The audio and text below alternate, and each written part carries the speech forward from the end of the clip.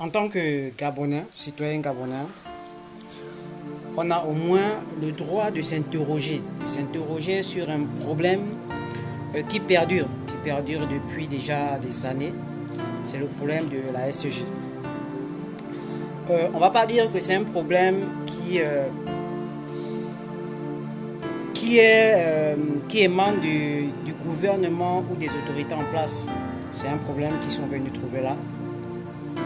Et nous, on s'interroge en tant que citoyen gabonais. Quel est le bail? Quel est le problème entre l'État et la SG? Pourquoi aujourd'hui on a du mal à avoir le courant, de l'eau, mais les Gabonais payent les factures? J'ai suivi une émission où il y a un monsieur qui est au niveau de Konya qui a dit il n'y a pas de l'eau. Il est affecté, il n'y a pas de l'eau. Mais qu'est-ce qui se passe? Parce qu'on a vu par exemple lorsque le président est arrivé, il a tapé la main sur la table par rapport à la SG, il faut virer, il faut faire X choses. On a vu des engagements, on a vu, je sais pas, un bateau ou quoi, quelque chose comme ça, une centrale quoi, électrique quoi, je sais pas trop. On a vu beaucoup de choses. Mais pourquoi aujourd'hui on n'arrive pas à résoudre ce problème? Et il y a des témoignages, il y a des personnes, par exemple le monsieur qui a appelé pendant l'émission où il y avait, je crois, le directeur de la SCG, qui parle de compteurs qui ne passent pas, mais les factures sortent. Qui parle de coupures depuis des années, mais les factures sortent. C'est-à-dire des gens peuvent payer ce dont ils n'ont pas consommé. Comment expliquer que tu ne consommes pas, tu n'as pas de l'eau, mais tu as des factures?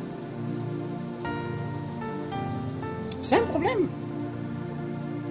Donc, quel est le bail qu'il y a entre l'État et le gouvernement depuis des années et jusqu'à aujourd'hui pour que la population puisse subir ce genre de choses? Donc, on s'interroge seulement. On s'interroge. Parce que les populations payent les factures. On s'interroge. Pourquoi? Malgré toutes les choses mises en place, pourquoi?